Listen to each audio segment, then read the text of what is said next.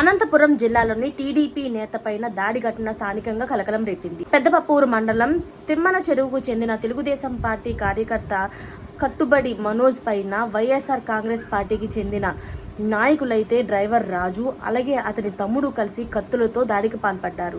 అసలు ఈ ఘటనలోని మనోజ్కు తీవ్రంగా గాయాలయ్యాయి. అంతేకాకుండా అతని శరీరం పైన కత్తిగాట్లు కనిపిస్తున్నాయి. అయితే స్థానికులు ఇచ్చిన సమాచారం మేరకు ఘటనా స్థలానికి చేరుకున్న పోలీసులు వెంటనే మనోజ్ను ఆసుపత్రికి తరలించారు.